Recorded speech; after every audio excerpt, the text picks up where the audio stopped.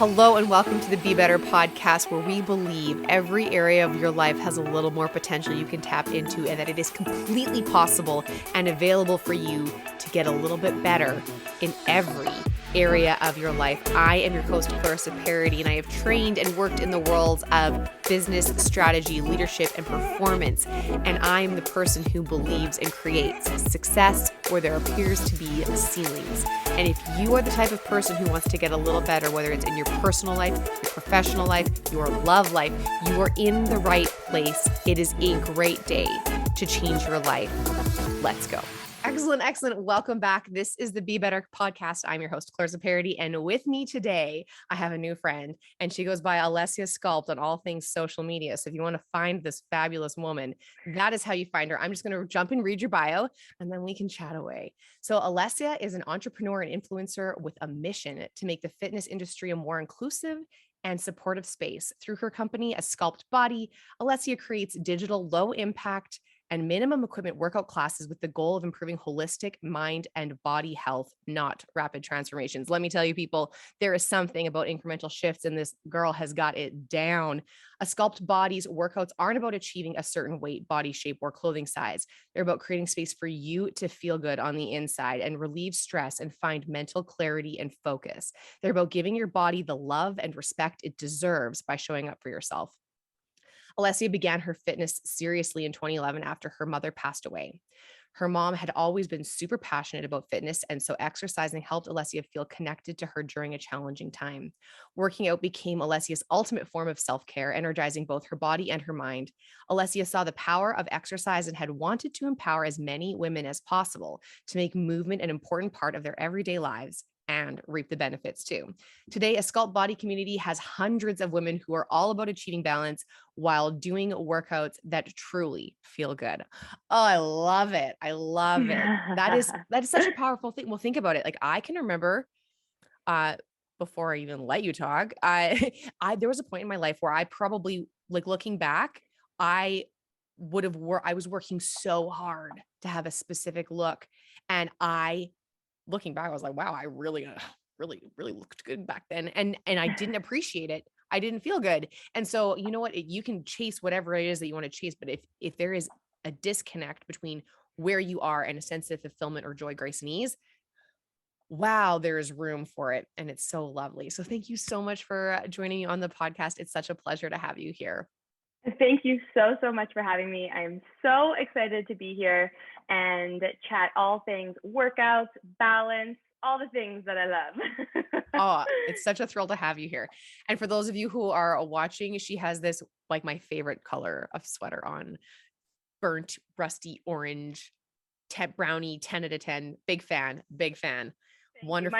My brand color, but my brand color is orange. So this is like a different shade. I'm here for it. There's some depth to it. I love it. Amazing. So, like, let's just dive right in. It sounds like, Sure. I mean, everyone has stuff that gets them to where they are. And so I'd love to hear, like, what got, like, I mean, we talked a bit about your mom passing in 2011, but I'm sure there's a whole journey that started there. So tell me about, how did you get here? You're empowering hundreds of women. What made Alessia and got her here?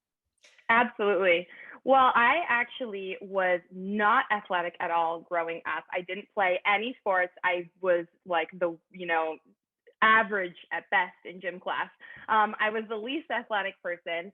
My family always tried to encourage me to get involved in sports and things, but I think I just never really found something that I connected with. But my mom was really into fitness, and she was going to workout classes almost daily until she couldn't anymore. So she was diagnosed with skin cancer when I was a teen, and she did treatment, went into remission, and then a few years later, it came back, it spread, and she ultimately passed away from melanoma skin cancer. And the fitness studio that she used to work out at almost every day held a workout class in her honor to raise money for the hospital that she got treatment at and then ultimately passed away at. So I, being the really, not athletic, not sporty gal that I was at all, I said, let me go to this class to support and just, like, as a thank you for what they're doing in honor of my mom.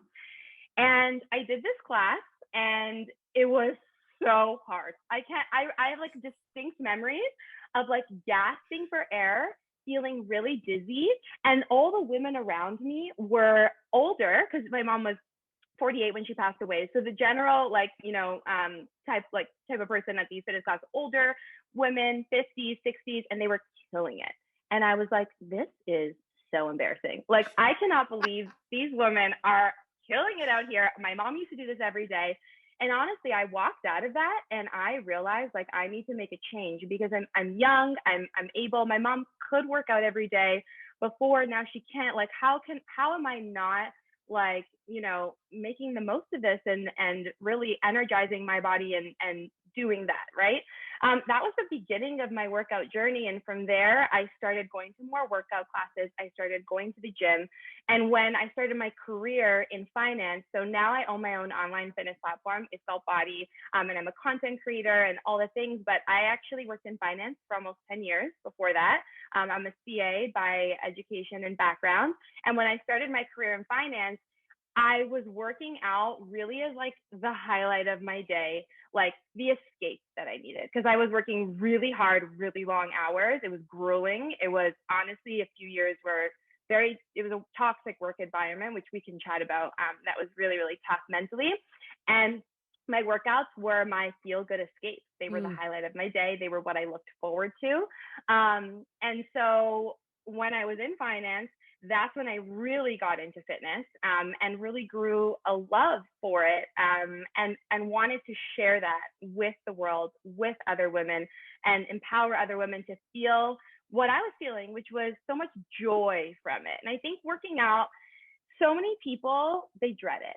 And they just, it's like, it's this mental block. Like, it's this thing you have to do because you know it's good for you, but you don't want to do it.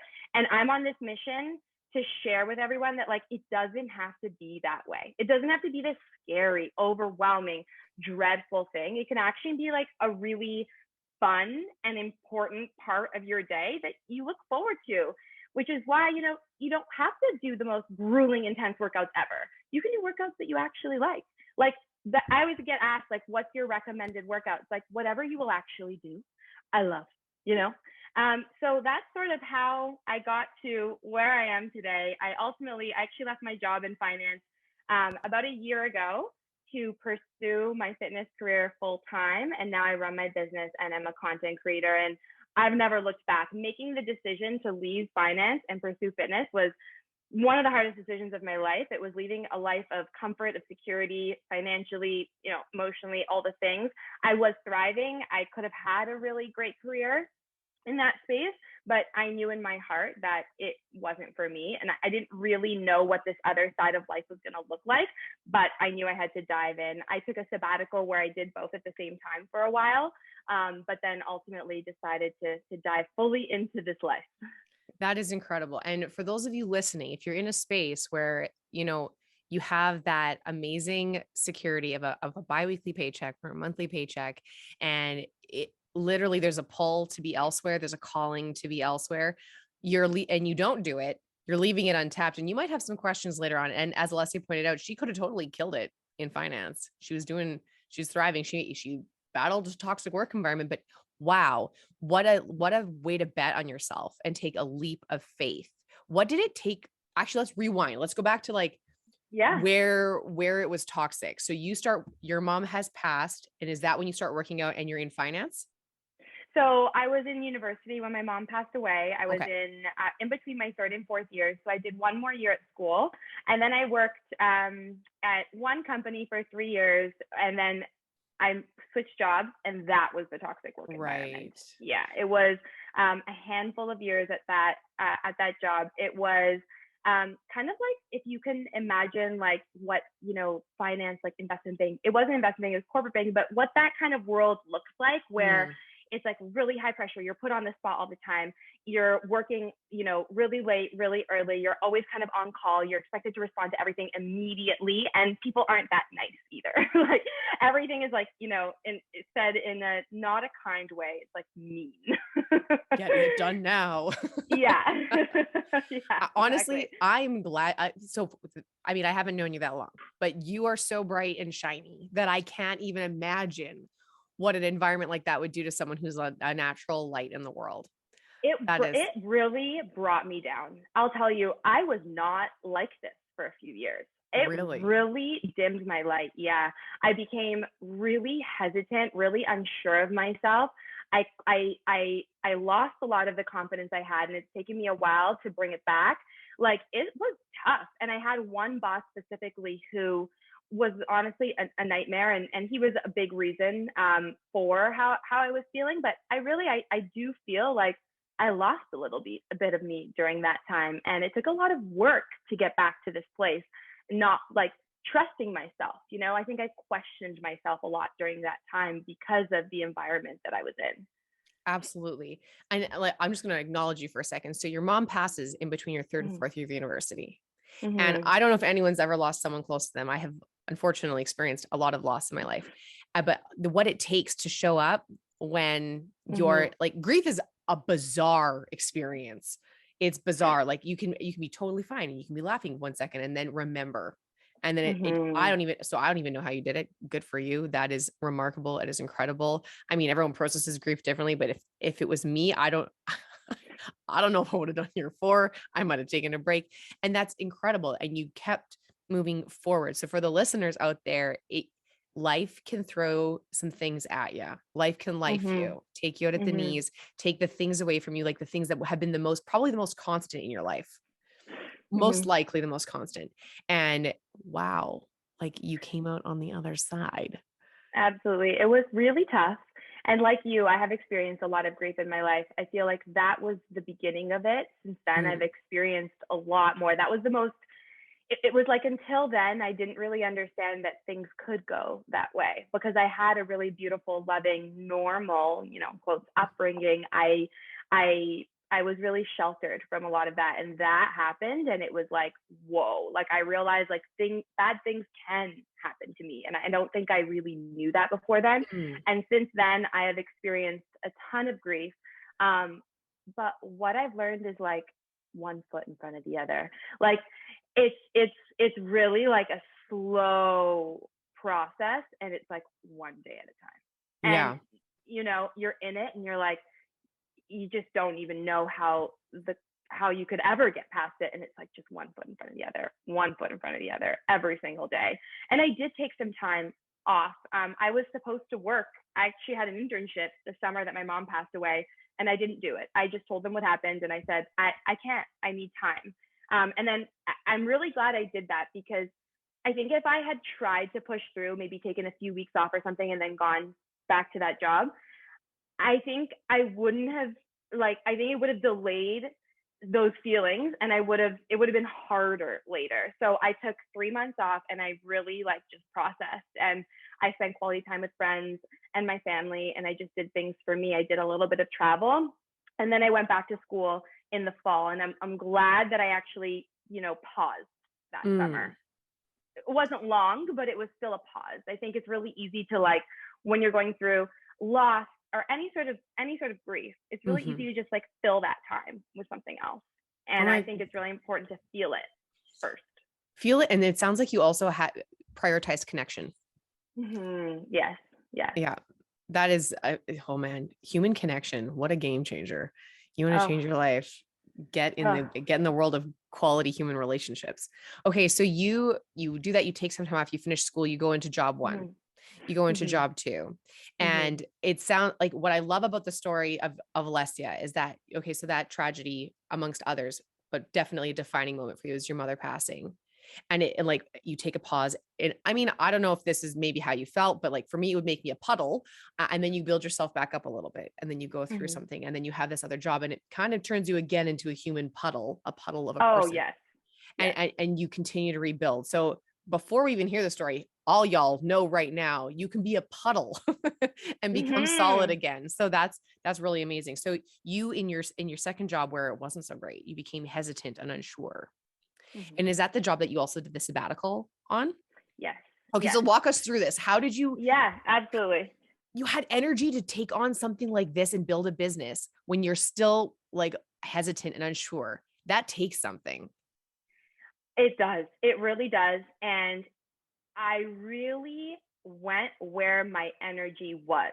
Because if you think about it, like from an outsider's perspective, it's like you were in this toxic job. How did you even make the time to teach fitness classes and then start thinking bigger picture about your business and then start planning and everything? But it's like, really, that was where my energy was. Like that, looking forward to that and planning that and doing all that is what got me through the really tough times when I was in my toxic job, like crying in the bathroom because I'd just been like screamed at type thing, or told that I was, like dumb or not to speak during a meeting again, like things like that. Like I'd be like, well, thank goodness I have this thing to look forward to. And there was a really long period of time where I thought it was just a side hustle. I thought, well, I'm doing this. It's the happy part of my days. I love sharing my love of movement with other women, and it's really resonating. But this is just like, this is what makes me happy. And I just do my full-time job because that's just what I do. And then there was one day where I came home from work, like super upset over whatever had happened that day. And I realized, like, does life really need to be like this? Like, it shouldn't be this hard to like go to your work and like, live. Like it just clicked in my head that like, there's actually other ways to do this, to like there's the possibility of waking up and actually looking forward to the day that you have. And of course, there's things in every job that you don't love, but to actually like wake up and be like, I'm building a career and a life that I love, I realized it's possible. And that's when my mindset started to shift from, okay, this is my side hustle, to like, all right, what steps can I take to increase the likelihood that I could do this full time? It was like that. It wasn't like, oh, suddenly I'm going to quit my job. It was like, what can I do every single day, every single week that like, if I decide that I want to do this full time, I would set myself up well. So originally I was teaching in-person fitness classes a few times a week, and I loved that. But then it was like, wait, if I'm going to do this full time, am I really going to be teaching fitness classes at 6 a.m. at the gym and at 8 p.m. at night before and after people are done work, and like making money only when I'm there physically, like training people or teaching classes? I was like, no, this I don't think is realistic, and I don't think this is gonna give me the lifestyle that I want. So I started to think bigger picture about how can I start my business online? And this was before COVID. So this was me thinking, how can I create an online fitness platform that is scalable, that I can grow with, and that I can do from anywhere, and that my members can do the workouts from anywhere too. And at the same time, I had been taking a lot of fitness classes that I was getting injured at. And they all had a lot of jumping, a lot of the classic, you think about a workout class, burpees, squat jumps, all that sort of things. And I was getting really injured, and I was working, and I was thinking like, this is the highlight of my day and I'm looking forward to it, but I'm leaving and my body's not feeling great. Like my knees are bothering me. I was seeing a sports doctor. I was like, I don't know what's going on. It was like a lot of inflammation in my joints. And that's where the concept of my low impact workouts came in. So it was like, how can I grow this business online, scale it, and then create my own unique method that is really safe on the body, but is still really effective and fun for people to do. That's my number one priority. There's so much juice in what you just said. Okay. So you were exhausted at work, but what gave you life is what you poured into. So if you're wondering if like, we actually were talking about this briefly before we started recording, there are some people you hang out with and you leave and you feel 10 times more alive. And there are other people you leave and you want to nap. And so when you went to go build your business, you're like, like I actually enjoy doing this. Just because you enjoy something doesn't mean you're always going to love it. I enjoy my animals. I enjoy my home. There's work to be done. There's parts that you don't like. And you made a decision. It sounded like you were open to possibility. And when we're in a space where life is just kicking us in the teeth, you're not prepared to see a new possibility. What I love is that you were open to something. And if the questions she asked were what were in NLP is known as a directed question. So a question that you want to know the answer to. And so the question she asked herself is, what can I do to take this forward? What can I do to make this a business? And those will yield different results. Because the how, if you asked her, like sometimes I don't know about you, but I get caught up in the how. How is this ever going to work? If you ask the how, it's like, I'm done. Like the how is what scares so many people out of doing things. I think it's like, when you start thinking about all the steps that you have to take to get from where you are now to where you want to be in a year, 2 years, or where you want, to create a certain thing where you want that to be, like, I even just thinking about that, I get paralyzed. Like, it's so overwhelming and daunting. I think it's like, you got to focus on like what you want to do, and then one step at a time to get there, and ask people for help. Absolutely. And I think even the things you went through, you didn't look at them as like against you. You didn't say, well, I really love fitness, but I'm getting injured in class, so this isn't for me. You looked for another answer. And so if you're running a business and you're listening to this conversation, this applies to you. This applies deeply to you. It's asking, what can I do? What steps can I take? So if you know that you're presently at position A, but you want to get to position B, the only way you're going to get there is incremental steps. Sometimes we can quantum leap it, but if we expect the quantum leap and then we're like, well, how is the quantum leap going to happen? You're not going to move. You're not going to move. But if you knew there was one little step you could take. And so she made some adjustments and then she looks at an online platform, and then she's like, well, I've actually been having inflammation and issues. Maybe I could do this low impact. And you let it feed you rather than starve you. And I think that's where a lot of entrepreneurs can get caught up, is we get caught up in starvation. How is this not working? Oh my gosh, another thing. I can't believe it. Versus I can make something scalable. I can make this work for me. How is this for? Life doesn't have to be this hard. It doesn't have to be this hard. You look at some of the world's greatest, most influential thought leaders. They did not have a cakewalk for a life. They just managed their mind. And so that's incredible. So you go and now you're stepping into your business. Like, walk me through the days leading up to you making because you said you didn't make a decision immediately. You took a sabbatical, you did things together. Yes. What got you to that decision?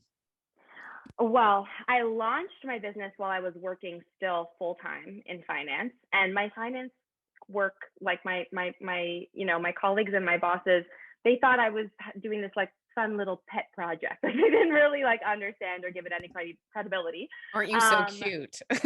Right? Exactly like that. It was like, oh my God, that's so nice. You teach a couple fitness classes on the side. Like, great for you. Now get back to work. So I launched before I quit, and I really was doing both for as long as I possibly could. I was trying to get as many paychecks as possible. I was saving like crazy. Like, I really, like, even when I went on that a sabbatical unpaid leave, I pushed it till as far as I could to get as many more paychecks, because I was thinking like each paycheck is going to finance my business another few weeks or months or whatever it is. And then it really got to the point where I was burnt out. I couldn't do both anymore. And I didn't feel like I was giving either life, either career, all of me, because there wasn't that much to give. And I was tired, and it was just exhausting to do. And I wasn't growing my business as much as I saw that there was opportunity to, because I wasn't giving it 100% of myself. So I took a sabbatical. I really tried to take calculated risks throughout this whole process. I think it would have been really easy for me to just quit my job and hope for the best, but I didn't want to do that. I am a business background, by education, like, and experience, and I'm all about like conservative risks. So I took a big risk, but it was like really planned out. So I asked for a leave of absence. I took a leave of absence for about 6 months. And during that time, I gave my fitness life 100% of me. And it was so incredible to see. It was like within weeks of me giving it 100% of myself, I saw the difference. I saw the growth. I saw the impact. I saw people really connecting. And it was like, wow, like, this is so right. It feels so aligned. I feel so in flow. I'm inspired. I feel connected. People are really resonating with my message. And it was clear early in the sabbatical I wasn't going to go back, but I still waited because it was a calculated risk, right? Always calculated risk. I waited until month 6 to let my work know that I wasn't going to be coming back. And they were confused and they questioned me. They said, like, so what are you going to do? Like, you don't have another job. And I said, I'm going to, pour myself into fitness full time. And it was still kind of like, haha, like, I think that world just really, people in that world, they've done it for so long. That's all they know. They can't see past like the traditional corporate career the way I could. And there was a long time where I questioned myself because of what people were saying around me. But during that sabbatical, during that 6 month period, I really realized like, this is the life for me. I have to give it 100% of my effort. And I did it, and I've never been happier. And I gave myself, an important thing I feel like to note is I gave myself an 18-month runway where I could do it full time. And if I didn't reach certain milestones, like financially, and if I wasn't seeing that, then I would, reassess, not necessarily go get a corporate job, but just reassess after 18 months. And I feel like it's great when you're starting something new to create timelines for yourself. 6 months sabbatical, 18 months like runway to reassess like financially if it still made sense. Otherwise, like, you can get caught up and you're not taking that time to reflect and just make sure that you're on the right path or course correct. Absolutely. Okay, more juice. You just have juice everywhere. You're just so juicy and I love it. Okay. So before you take the sabbatical, you announce it, and you get that, aren't you so cute? Aren't you so cute? Oh. And what I think is so interesting about that is it's like, even though, I mean, I've spent like 15 years in corporate, maybe longer. And what I've learned is that no matter whether it's corporate or whether it's your family or whether it's your best friend or your husband or your brother or your dog, they know what they know, and they know you as you are, and they know what they will say things because they know what's true for them, what they've experienced. And they will also might speak from a place of protecting themselves by protecting you. Mm-hmm, so your corporate comrades might be like, whoa, I wouldn't rely on myself to create a paycheck. And it's like, great that you wouldn't, but I could. I will bet on you. And you're the people who are speaking into your life, you got to be cautious of it. So that 6 month sabbatical, when you gave yourself space away from the people that could say things, because even if you don't believe them, there's that they said it, and your brain knows you heard it. And so part of your proximity to them just reminds you. Yeah. Because Ben from accounting said it, and you're like, thanks, Ben. Come on. And you just got to distance yourself. And I think that what a great you created like this little insulation package for yourself, this little incubator to see what was possible. And I really learned during that process to not take advice from anyone whose life I don't want. So Hallelujah. It was like, I was looking like, everyone in corporate was giving me this advice. And I was thinking to myself, that's great, but I don't want your life. So why would I listen to you? And same with family, and friends. It's like, that's all great, but I'm over here. Like, I want a different life for myself. And at the time, I didn't even really know what that looked like, but it was like, I know I want something more. And I know it's not this. And I certainly know it's not that. Yeah. And I started to surround myself with people whose lives I admired, other entrepreneurs in my, in the city, in my area, people in fitness. I started to connect with them, go to it, it was COVID, not go to events, but like just connect virtually with people who I looked at them and thought, okay, wow, they've created this, out of nothing, or they've made a major career pivot and now they're on their own. And I really started to surround myself by those people and listen to their advice, because they were closer to what I wanted than the corporate world. And it served me so well. It's just so powerful. Do not take advice from people whose lives you do not want. I mean, there's also people I've learned from, they're like, hey, listen, I don't have the marriage I want, and this is where I effed up. And that's a different conversation when you're coming from a place of, I made a mistake. But if you're coming from a place where I am right, sometimes I think, how many times did, your parents warn you? You're like, well, don't do that. You're like, yeah, but do I want what you want, what you have? Because I don't. Mm-hmm. And I think and surrounding yourself with people that are more it's not to create necessarily an echo chamber. No, but it's to create something that holds space, because the other people are collapsing it and they're shrinking it. Whereas now you're like, okay, well, someone else did it. Someone else did it. Something else you said. What did you say? You pointed out that you were, exhausted at one point, like you're doing both. And one of the conversations I was having with a client last week was like, who is getting the best out of you? And do you want that group, that person, that project to get the best out of you?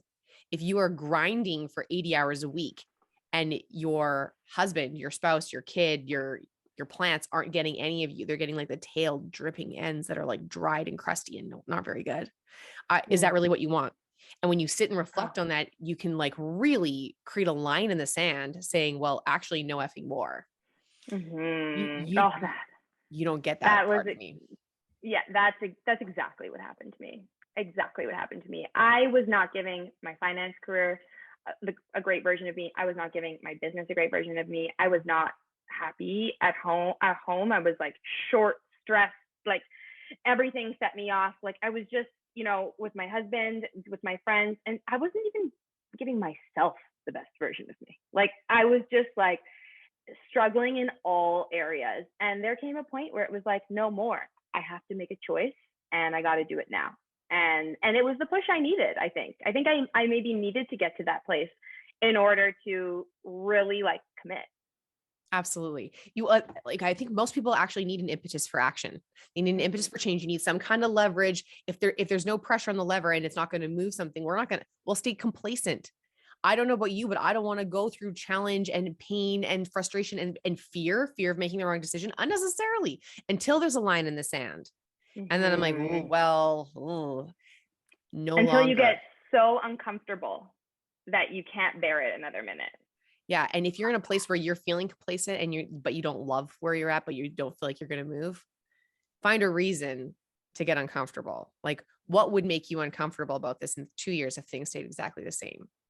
If you were to talk to your grandkids, if you were to whatever, like if you can't get yourself into change, into movement, then what?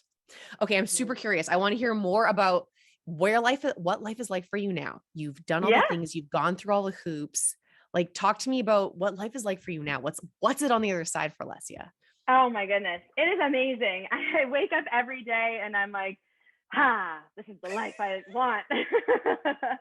I work really hard still, but my schedule is so flexible and I love being in control of it and deciding when I'm going to work and how. So I run my business full time. So I have my online fitness platform. I'm filming workouts and I'm teaching, I'm filming on-demand workouts. I release a new workout every single week.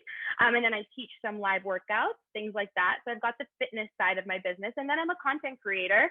So I'm creating content for social media, a ton for Instagram, TikTok, big push on TikTok these days.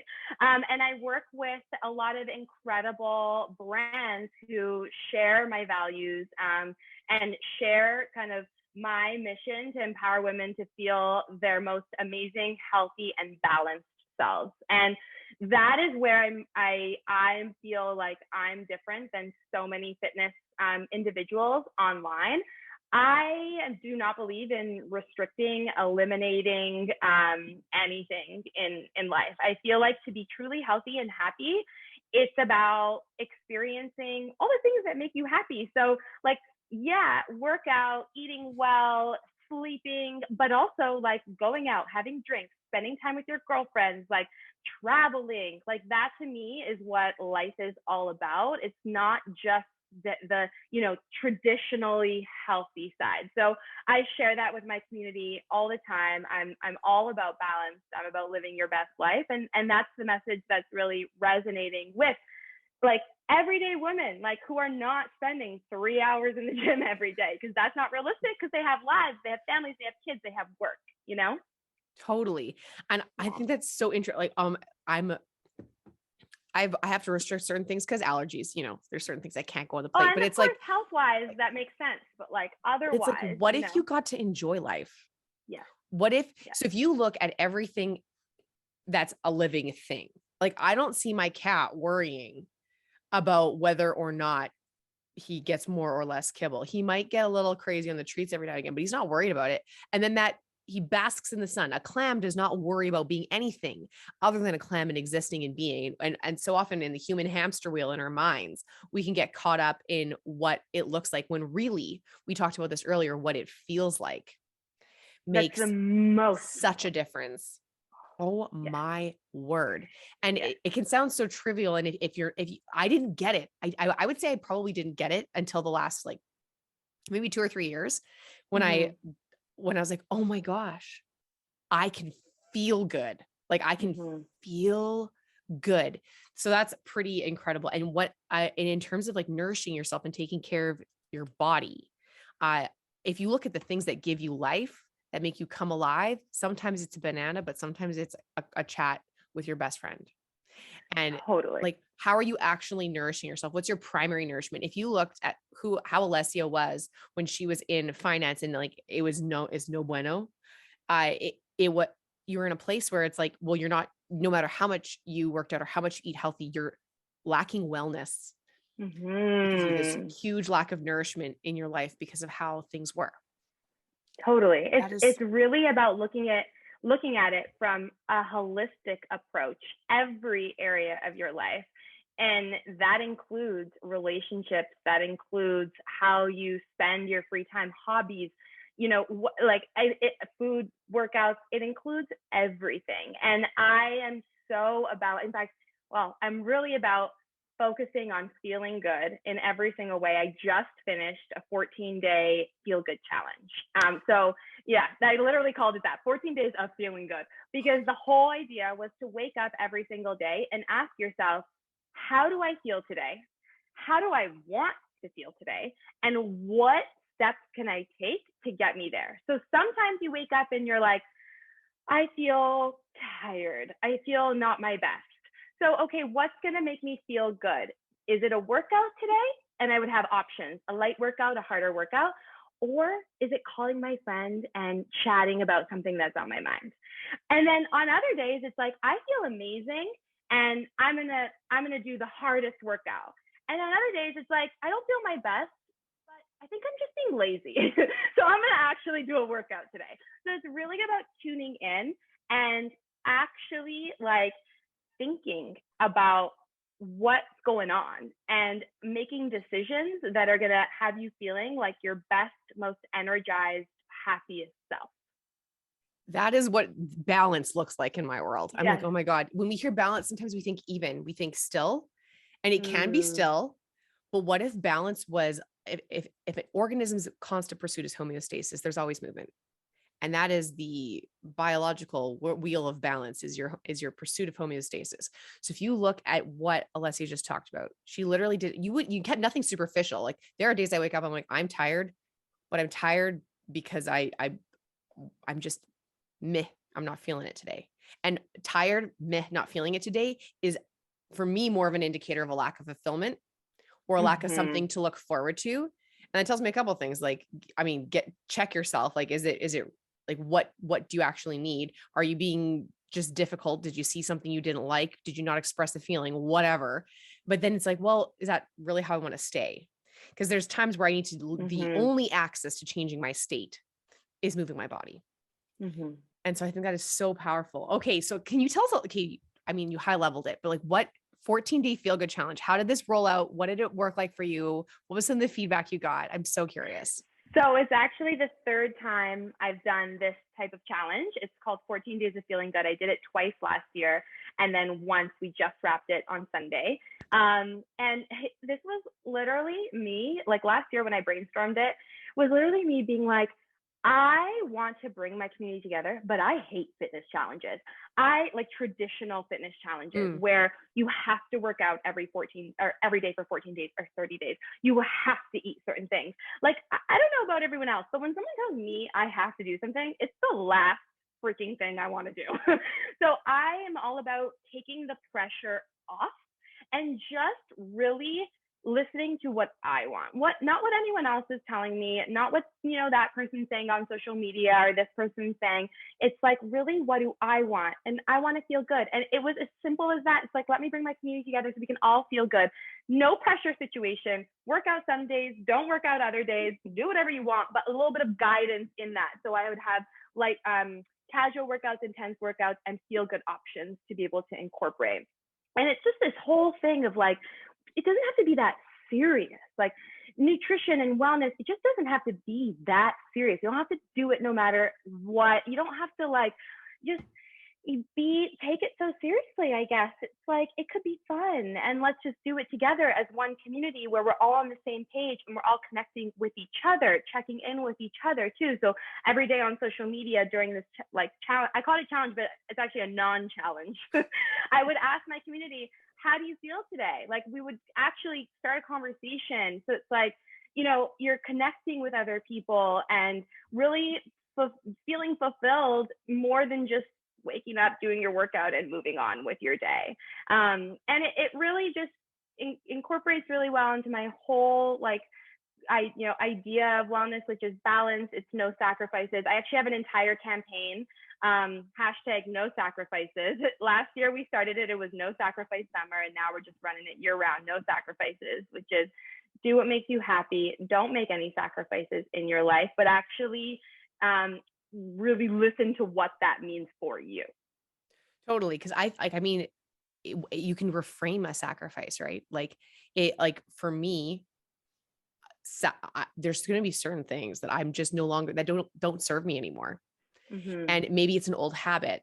Oh my God. I have a very tumultuous relationship with either caffeine or pop. Like I used to really love it, but it didn't love me back, to be honest. It didn't love me back, but I had a habit around it.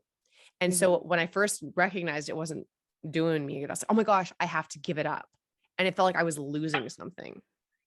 And so, no sacrifices probably means a little something different in your world. But when I had to reframe something that I actually needed to let go of, I was like, no, it's actually for me.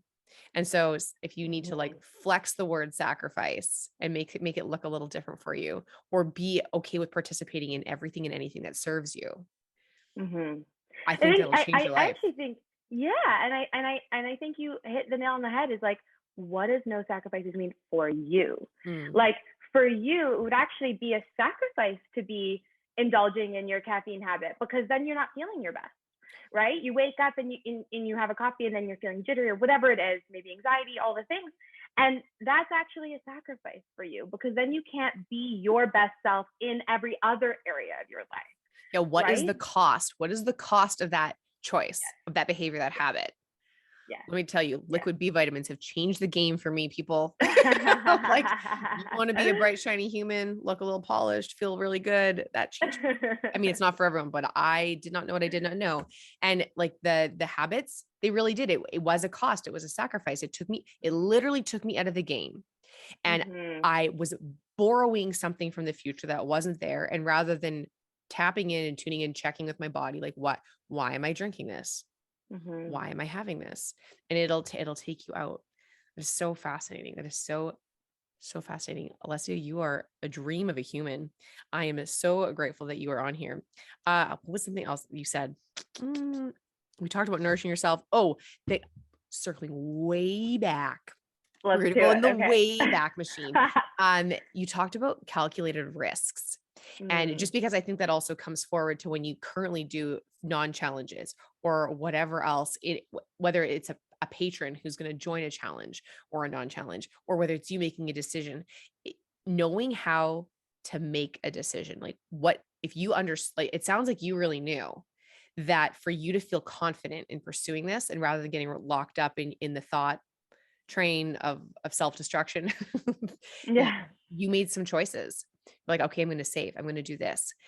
So walk me through what it takes for you to make a decision, so that I'm sure there's listeners who will be like, this is completely transformative and I'm able to make a decision in my life now and take action. So walk me through your decision-making. Like, how do you do it? Oh, that's a great question. And honestly, I'm not sure I've ever been asked that. I think it's really important to know yourself. For me, I needed the safety of knowing that I could go back to my full-time job if this didn't work out. Some people need to dive right in and not have that safety net and just like go for it. Because if they don't go for it, they're not gonna like give it the effort and the time and dedication that it deserves. For me, I trusted my drive and determination enough during that 6-month period to have that safety net, to know in my mind I could go back, but I didn't want to. So I think you really have to know what kind of person you are. Can you light your own fire to do it? Or do you need the like non-security of having that backup to force yourself to like actually go all in? I think that's really, really key. I think it's having for me, it's having a plan and a timeline, financially and not financially. So like creating, like, in the context of my business, a business model. What were the next 18 months going to look like in terms of operating my business?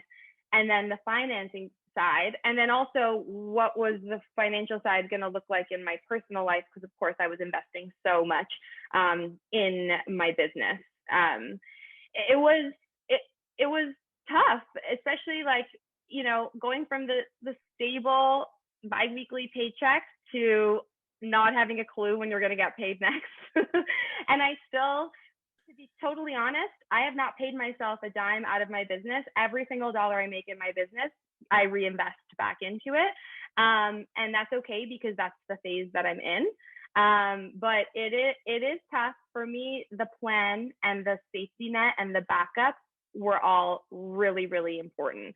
But I do admire those people who can just dive in, fingers crossed, and then just pivot if they need to. Totally. And like, I mean, you are absolutely not alone in the calculated risk department. I'm one of those people.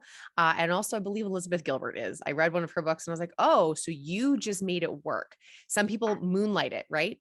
They are like, okay, well, I'm up at 5 a.m. I'm going to write my novel for 2 hours before the day job, which also means you're getting your fresh, clean brain right off the sheets into go mode. And I'm like, you know what? You really do have to know what makes you move, know what gets you there. If I don't know if this is relatable to you, but I can be so distracted by the lack of stability or safety that I spend time worrying rather than doing. And that doesn't yield results. That doesn't yield results for me. So if you're one of those people that can just go feet first, have no plan B, amen. All the power to you. And if, agreed. And go if for it. Right. But if it'll take you out of the game, if it'll take you out of giving your work your best, God, just whatever it takes to give your work your best, do that. Totally. That's so good. I think one of the biggest lessons I learned in this whole process is to trust myself. I think, like, I really feel like this is an advantage I have, that I want more people to feel this way, that I trust that I will figure it out no matter what. Whatever problem comes up, I'll figure it out. I will do whatever it takes. And it might be hard, and it might be really scary, and it might be overwhelming, but I really trust myself to just keep going. And to take this sort of leap, you kind of have to, because it's just you, right? Like, the benefit is I work for myself and I'm flexible and I can plan my days accordingly. But then, like, the negative side of that is it's just me. Like, it took me a while to get used to that. I don't have someone that I can ask questions to, right? My whole corporate life, I always had a boss, a mentor, someone that I could ask questions, that could give me guidance, that sort of usually like knew the right answer. And now it's like, there's no one, it's me. And of course, like, I can ask my peers for advice and even some mentors and coaches, sure. But at the end of the day, I'm making a decision. It's my business, my money, and that can be really scary, but I trust myself that no matter what, I'm going to figure it out. And I think more people need to really, like, just lean into themselves. Totally. I love, and it sounds like it's a rule, it's a paradigm for how you live. Like, we all have rules of life. Like, I have a rule that certain things are just easy. That I always figure, I don't know what it is. I do not know. I never learned how to bake, but somehow I'm like, I'll figure it. Like, it's just the easiest thing. Like, I think we're going to add this. This feels good. And in that world, I just trust that baking works for me. And I have different rules in different areas of my life. I have a rule that running is hard and I have to work really hard at it. It's not true. Other people are like little gazelles. I think I have the same rule. I need to get rid of that rule. It's not a good rule. I don't know about you, but when I start running, it's fine. But it's the starting that is just so freaking hard. I can remember, much like you, I didn't really have an access to athleticism. I grew up in the performing arts. Like, I was like, I'm on a stage. Like, you want me to go put on athletic? Like, what do you mean? There's different kinds of running shoes. Aren't they just all the same? No, newsflash. There's different ones. And in getting to the gym and even getting in the car or getting up to go to the gym can be the hardest part in any decision in any area of your life. Sometimes those first 3 steps, the get up, the put on the gym clothes, the get in the car, or literally the physical 3 steps it takes can be so awful. How many of you have ever sat in a gym parking lot and looked at the door and like, and you kill 10 minutes on Instagram and you're like, well, I had an hour and now it's only 15 minutes. So is it really worth it? And you take yourself out of your greatness, essentially. you rob yourself. The person robbing you is you. And it's so fascinating. Okay. So when you're having an off day, like, so you're by yourself, it's team Alessia and you got you, and you're having an off day. What do you do? Like, how do you get back in the game? I usually spend time outside. If I'm having an off day, it's like immediately out the door. I've got to go for a walk. I've got to go to a park. I have to like get outside of this physical space and get moving. So it's actually the movement piece and the fresh air piece that always come through for me. If I can do both of those things by water, I'm inspired again. Easy peasy. Salt takes. That's Oh all it my takes. God. I don't live by water, but I'll sometimes hop into my car and drive down to the lake. And it's like I'm a new person when I come back. That's as honestly as easy as that, even though sometimes it feels so hard because it's like when you're having a bad day, it's so hard to get outside of yourself and outside of your head. But it really, that changes everything for me. It literally fits the most predictable paradigm for human behavior. So there, back in the day, back in school, I had one professor that just rocked me. And he said, an organism's behavior is a function of the organism and the environment in which it is in. If you don't like that, if you don't like the behavior of the organism, or you want to predict the behavior of the organism, keep them in the same environment, or change something about the environment to get a new result. And I was like, okay. And so, I mean, we were learning it in the context of like not so great things like substance abuse or like things that are really hurt the human heart and hurt the human soul. So I was like, okay, well, where else is this applicable? Well, the truth is everywhere. The truth is everywhere. And so if you don't, sometimes, you can jump from one fire to a different fire. So you leave one job, you're in finance, you go to a different job, and sometimes the fire's hotter and worse, or sometimes you get a new result. And so wherever you're at in life, like if you don't like the behavior, if you don't like the outcome, if you don't like the thoughts you're thinking, because if you think thoughts are much different than behavior, they're not really. I mean, there's a step between thought and action, but if your thoughts are sending you down that downward spiral, change your environment. I'm pro outside. Go outside. Yeah. Go hug a tree. Hug a tree. Get Smell, some sunshine on your face. Yes. You're basically a house plant. Barefoot in the grass. Ground yourself. Yeah. Yes. I love it. Okay. I want to know about some things that if you're like people who are listening, if there's anything, the only things you take away from this conversation, what would be the things or thing that you'd love some of our listeners to take away from this conversation?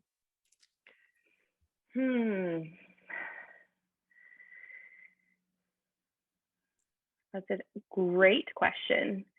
I said it earlier and I really want to emphasize it. It's go where your energy goes, because I think it applies to your career, your relationships, the people that you surround yourself with.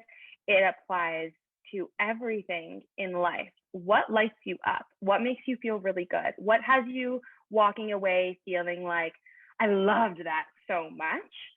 And just go toward it, like pursue it, like walk in that direction, because that's like your body and your mind. Like, even if you don't realize what's happening, that's like your body telling you like what you need more of.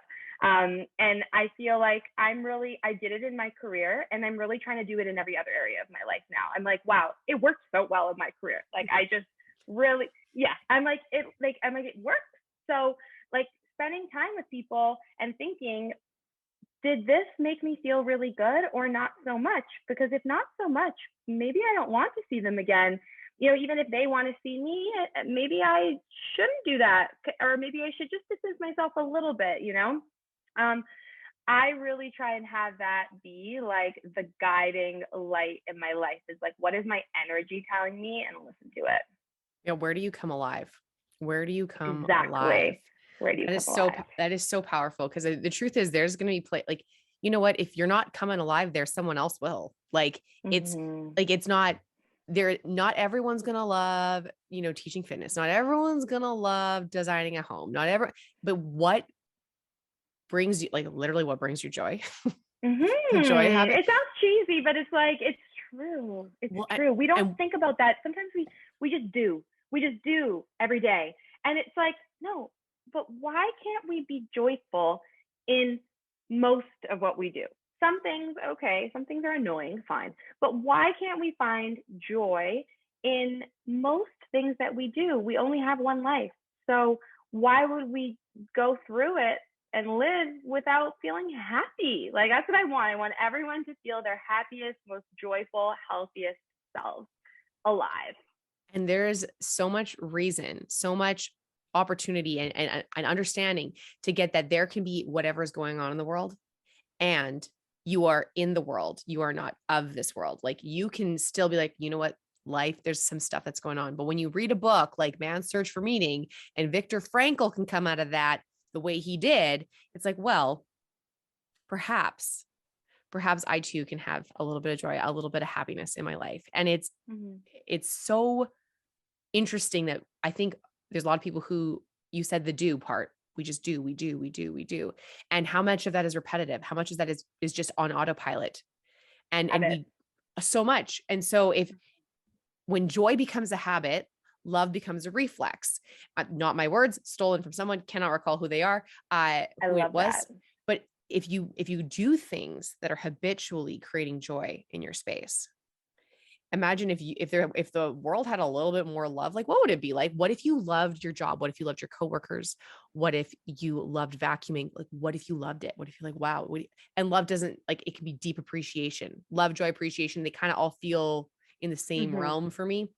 So to me, it's like, stop with the do for just a second, like just pause. And if you asked yourself, like you talked about in your feel good challenge, you had people like check in with their bodies, with their mindsets, and pick the thing that felt good. And it's not to be flippant or capricious or like woo woo. It's none of that. It's literally, your body is an extension of your brain. If it wasn't, you wouldn't have a reflex. Like, it's just, you wouldn't. And so to me, it's like, that makes a lot of sense. Makes a lot of sense. Love it. One more question before we part ways. How do you believe, so from the time that from where you were to where you are now, in what ways do you believe you're better? In every single way possible. In every single way possible. I'm more kind, I'm more patient, I'm more understanding, compassionate, empathetic, like joyful, relaxed, like everything fit mentally, emotionally, physically. I'm stronger. I'm like, they're in every single way possible. I have grown for the better, and every single thing that has happened in my life that I've been through has brought me to where I am today. And I try and look at the silver lining in all of this.